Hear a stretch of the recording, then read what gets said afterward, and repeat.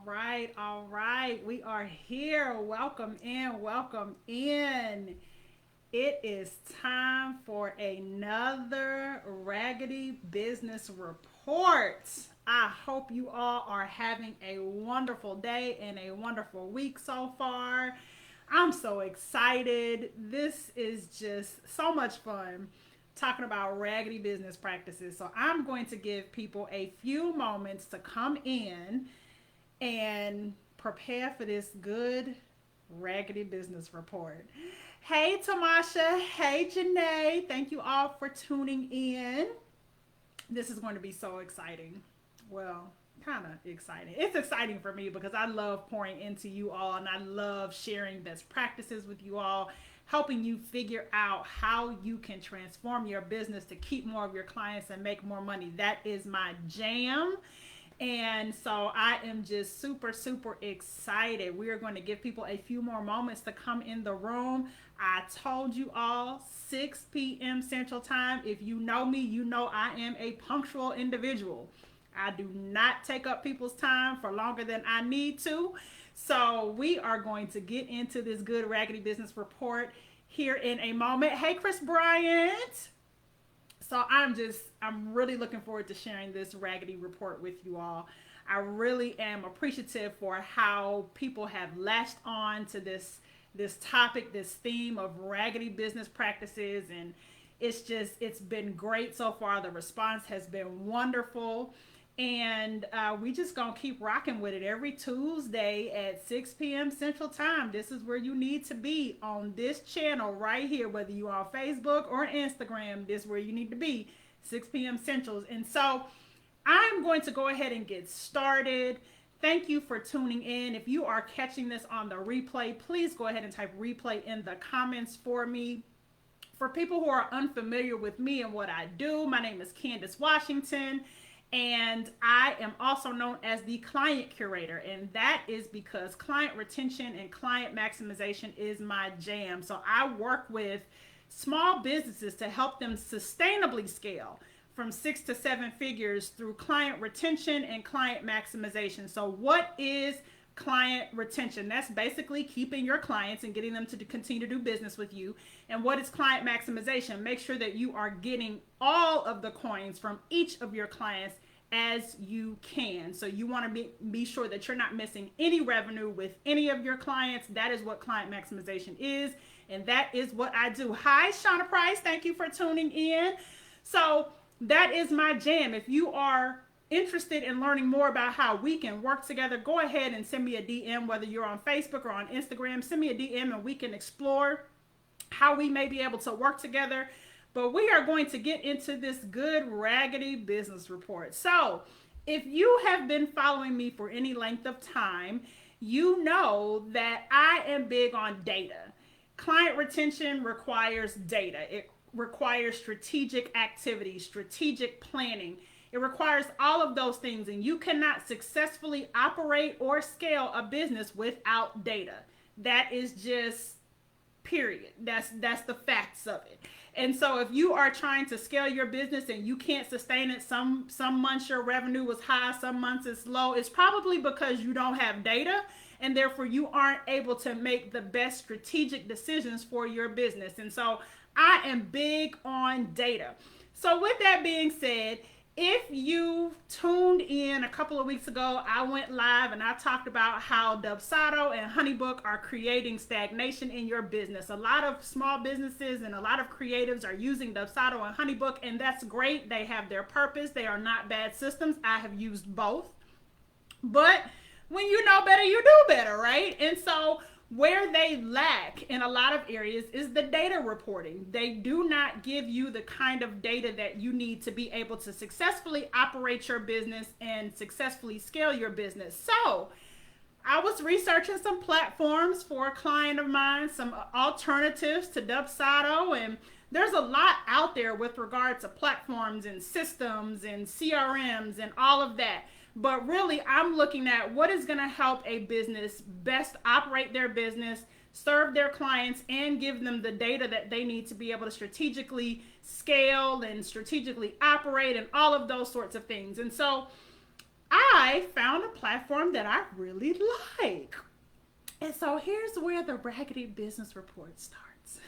So I found a platform that I really like and did all my research on it, looked it up, all those good things. So I sent an email to their sales email address. It's sales at the company, and basically requested a demo. I wanted one of their people to give me a demo of their platform. This is something that's very standard in the industry. It's something that all of these companies do. They offer demos and so on and so forth. So I sent that email. I got an email. I guess they assigned the email to a salesperson, which that's typical as well.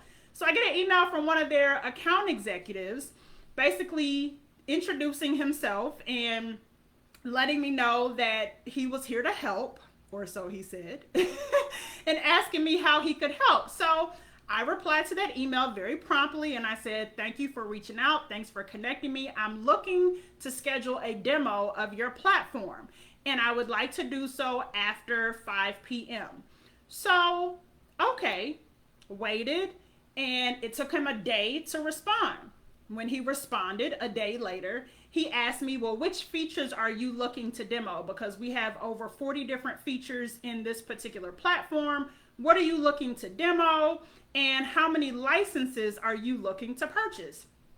So again, I respond very promptly and let him know, okay, well, I'm looking at, for right now, I'm looking at these 5 or so features.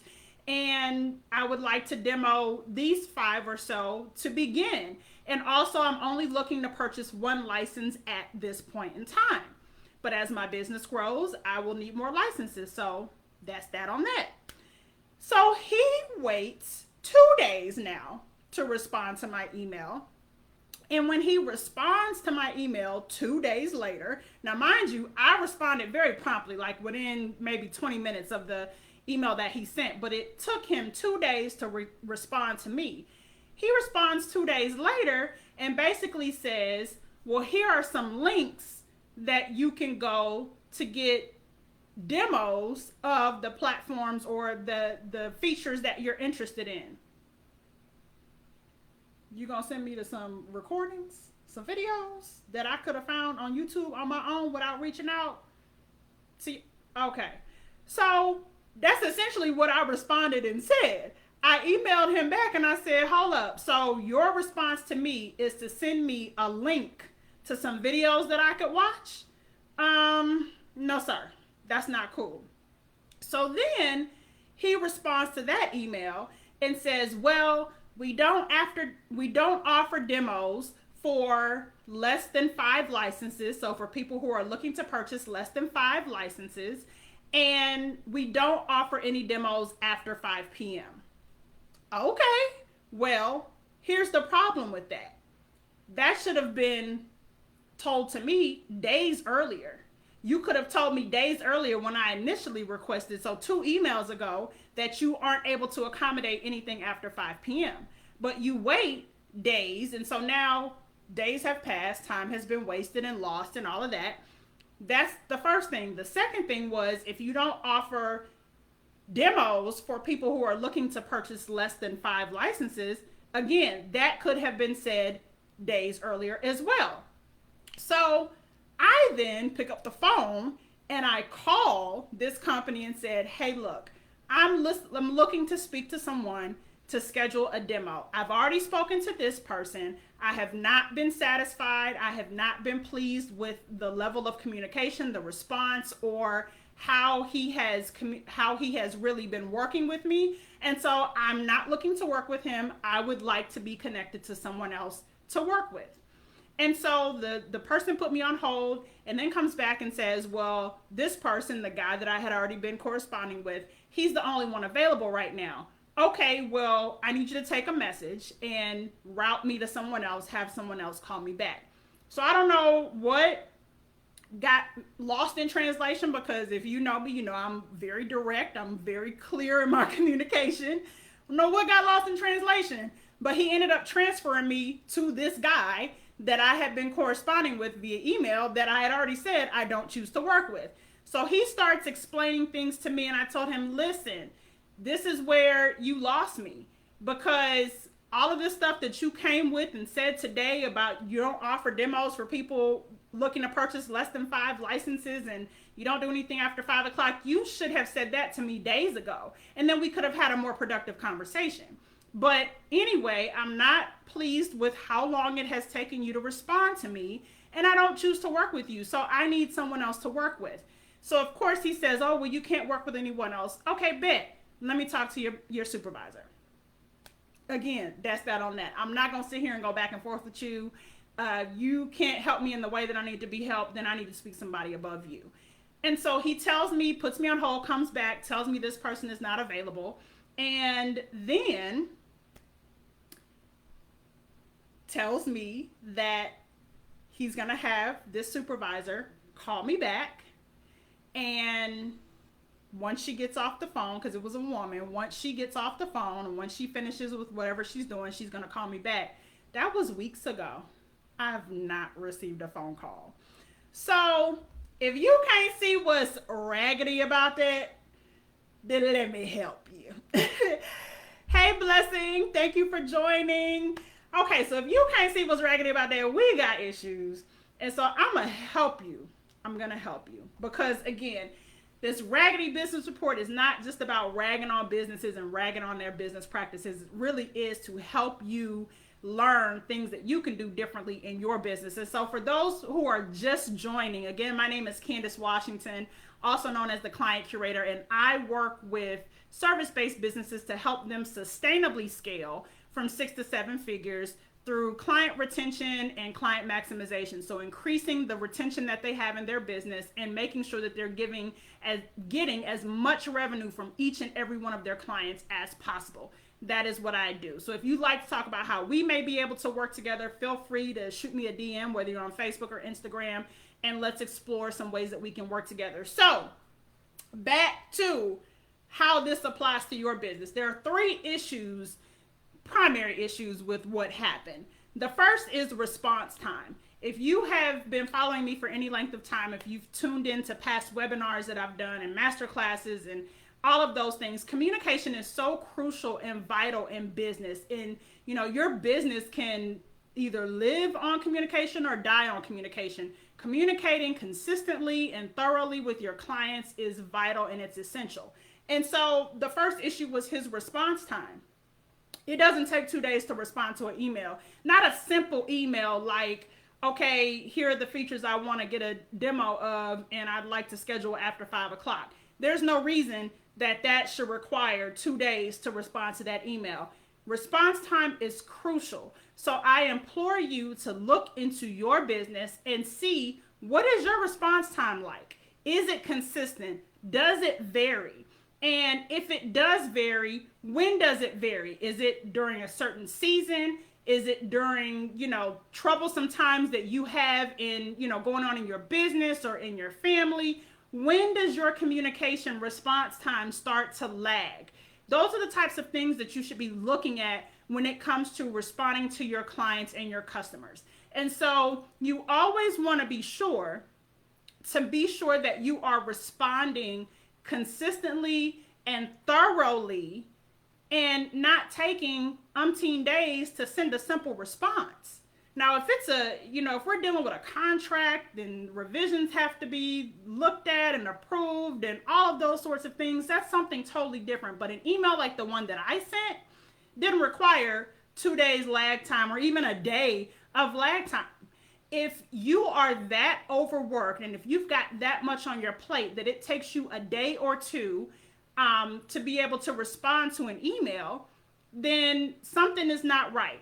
You're not being efficient in every area of your business. Either your time management is off or you're overloaded and you're not delegating. Whatever the case may be, it does not take that long to respond to a simple email. So that is number one. Your response time has to be on point.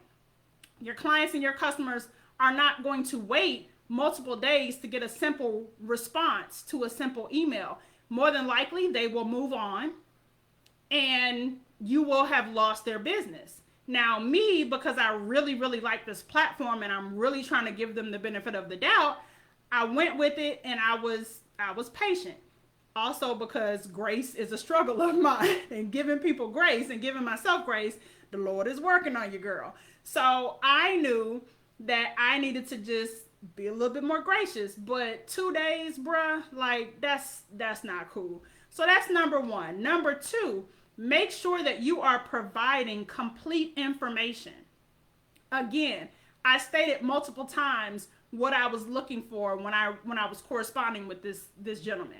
I told him I was looking for a demo of these specific features, that I was looking to do it after 5 o'clock, all of these things. And it took multiple days for him to come back and say, oh, we don't offer any consultations or calls after 5 p.m. And if you want a demo, well, because you're not purchasing a minimum number of licenses, then we can't schedule a demo for you. That should have been his response out the gate, because out the gate, he knew what I was looking for. He knew what features I was looking to have demoed. He knew how many licenses I was looking to purchase. And so that is very frustrating for your clients and your customers when they give you all the information and then your responses are piecemeal. You give a little bit of information here and a little bit of information there. They're not going to put up with that. They want complete communication so that they can have everything they need the moment they need it to be able to make an educated and informed decision on what their next steps are going to be. So you can't just throw out information here, throw out information there. That's going to frustrate your clients and your customers. And once your clients and customers are frustrated, that's when they start dipping their foot out the door, researching other options, looking at your competitors, feeling them out, and then they take their business to your competitor, and then that's revenue that you've lost. So that's number two.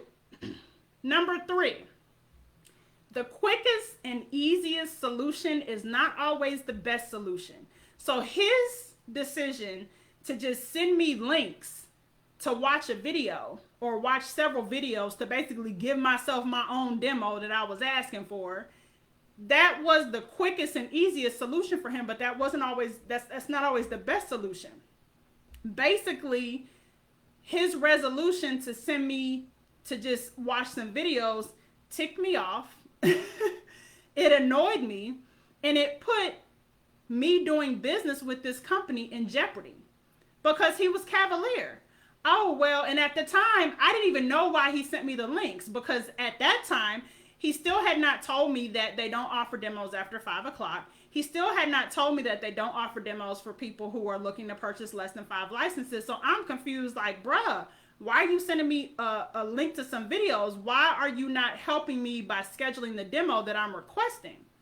And so that was really a turnoff. And so the lesson here is, oftentimes we are going to have to do things that are not always the quick and easy solution to be able to give our clients and our customers the level of service that they're either asking for or that they're seeking.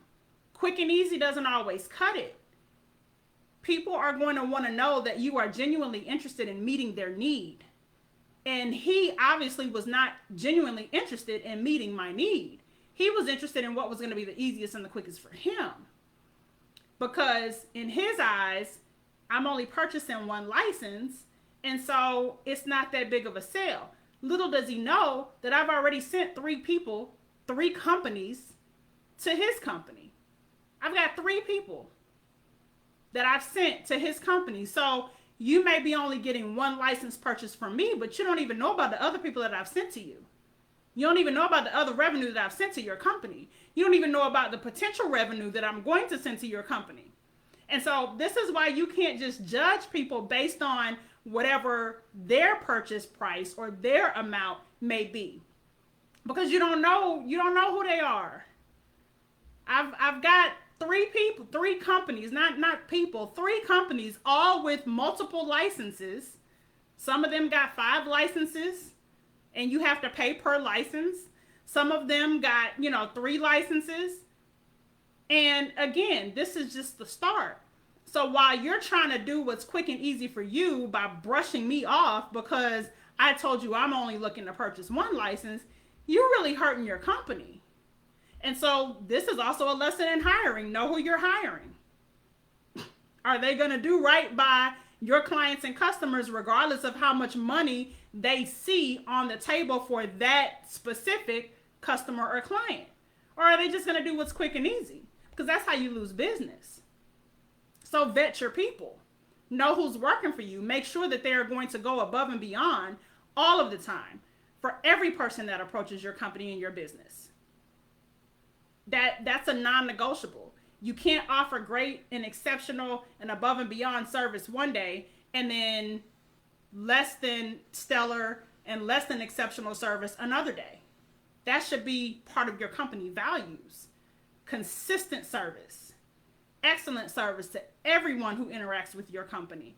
That should be part of your values. And if you've got people who are not living up to those values, then they've got to go. Because the thing about doing raggedy business is that raggedy business can hurt your reputation. And once your reputation is hurt out here in these streets, then your revenue is hurt. Period. And so that's why I say having raggedy business practices and doing raggedy things in your business sometimes doesn't necessarily mean that you are a raggedy business, but if you leave those raggedy business practices unchecked, your business will become raggedy. So that's why it's important to always operate in excellence and always deliver, because you don't know who's coming to you and you don't know the potential that they have to send other business to you. I'm big on referrals. I see Carter's Crafty Concepts here on Instagram. She knows I'm big on referrals. If I am for you, if I rock with you in your business, baby, you can count on getting a whole bunch of business from me personally and from the people that I send to you. Referrals go both ways. They can help your business or they can hurt your business. And so the decision really is yours. How are you operating? How are you serving your clients in a way that is going to help your business consistently? Client retention is a long game. It's not a sprint. It's a long game. It requires strategy. It requires activity. It's not something that you just stumble upon. And so, what are you doing? How are you serving your clients? Do you have people on your team who are serving your clients in a raggedy manner?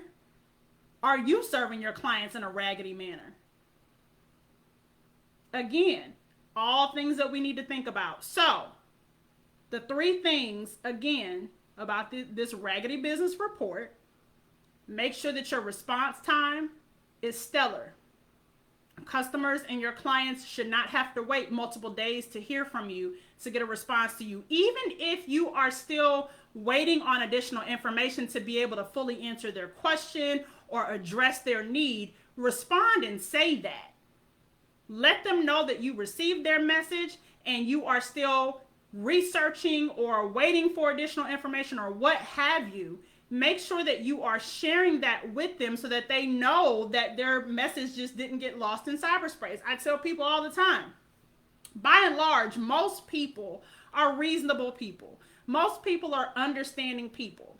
But when you don't communicate with people, then you take away their ability to be reasonable. You take away their ability to understand because you just leave them in the dark. If you communicate with people, let people know what's going on, most people will be understanding. They'll give you some slack. But when you don't communicate, you take away that ability for people to do that. And then you wonder why they got their nose up. Why their patience with you has gotten thinner. Well, because you just left people hanging. Communication is so vital. So make sure that your response time is where it needs to be in your business. Make sure that when you are communicating, you are providing complete information. I got an email today from 2 people in the same company asking the same question. And the reason I didn't respond to the first one was because I was waiting on complete information. Now, the emails came within like an hour and a half of each other, so we're not talking about days. But when I finally responded, I let them know, yes, I received the email earlier. It hadn't been an enormous amount of time, so I was waiting on complete information before responding to this email because I didn't want to, again, send one email with one update and then come back and say, oh, by the way, add this too. No, I was waiting for complete information. So when you are communicating with your clients and customers, make sure that you are providing them with complete information as much as possible. And then number 3, remember that the quickest and the easiest is not always the best. Just because it's quick and easy for you to send one answer, just because it's quick and easy for you to send one piece of information, that doesn't mean that that is always the best, nor does that mean that that is the best way to serve your clients. Sometimes you're going to have to go above and beyond. Sometimes you're going to have to do things that you normally wouldn't do in order to be able to serve your clients and customers with excellence. Because again, you don't know who knows who's sending you business, who's not, whose word is strong in these streets and who's not. You don't know. That's why you have to always make sure that you're serving with a certain level of excellence. So I hope this was helpful for you all. Let me look at the comments. Yes, she said, Blessing said, I'm just here nodding my head in agreement. You are so right. Things many businesses struggle with. Yes, businesses struggle with all of this. And I think the reason is because we're all consumers. We all purchase things from companies every day. We're all consumers. And the misconception is that just because I'm a consumer and I know how I want to be treated as a consumer, that I know how to treat my clients. And that is not true. Because if that were the case, everyone would be killing it in customer service. They would be killing it in client retention if that were true. But it's not true. And that's why I'm here. That's why I exist, to help you figure out the strategy behind keeping your clients, the strategy behind making sure you keep their revenue, that they keep purchasing more and more and more. That doesn't just happen. People don't just continue spending money with you just because it feels good. No, there's a strategy behind that. Corporations do it every day. It's strategy.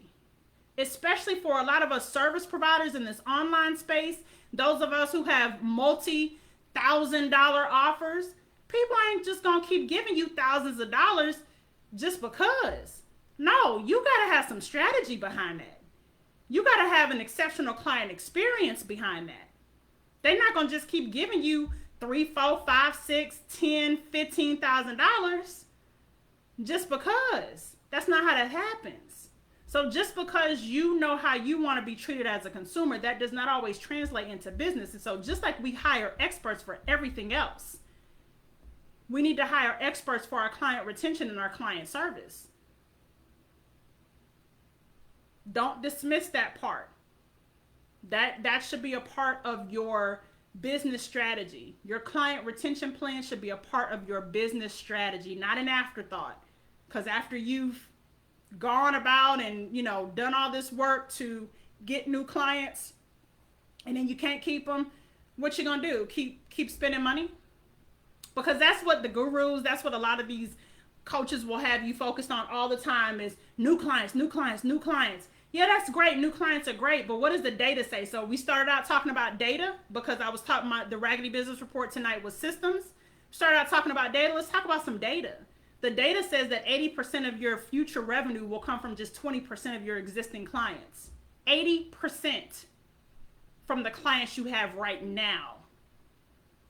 So if you don't have a client retention plan, if you don't have a client retention strategy, you're behind. You're behind. These corporations, these major corporations, they get it. All these airlines, I was getting all these emails from the airlines at the onset of COVID. And guess what? They have executive vice presidents of customer experience. They have whole executive positions focused solely on the customer experience. Why? Because that's how important keeping your customers is. It's not an afterthought.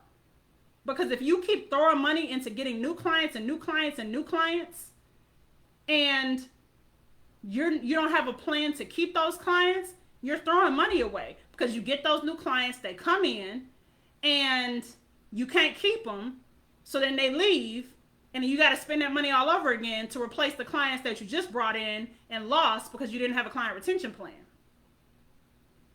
That's how important it is. So Again, I say thank you so much for tuning in and watching this Raggedy Business Report. Oh, Lord, I missed a whole bunch of comments on Facebook. Let me see. Let's see. Emily said, hey, Candace, who raggedy this week? Child, it's a whole lot of raggedy business practices going on out here in these streets. Let's see. Let's see. Yes. Yes. Perfect. Perfect. Well, thank you so much for tuning in.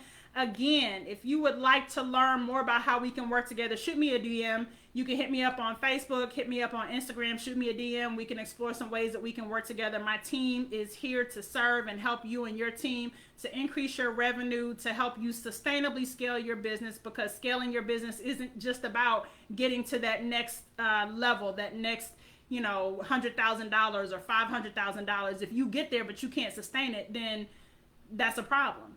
And so we help you sustainably scale your businesses. So we are ready to do that. We are here to serve. Again, reach out to me. You can DM me on Instagram, on Facebook. I look forward to working with you. We will be back next week, next Tuesday, 6 o'clock Central Time, for another Raggedy Business Report. Thank you so much for tuning in. Tell your friends and your mom and them and your business besties and everybody that they need to tune in to these Raggedy Business Reports, because it is a little bit of tea, I'll be honest, but it's also a lot of practical things that you can implement in your business to make sure that you're not doing raggedy business. All right. So until then, I hope you have a wonderful evening. And as I always say, remember to treat people well. Good night, y'all.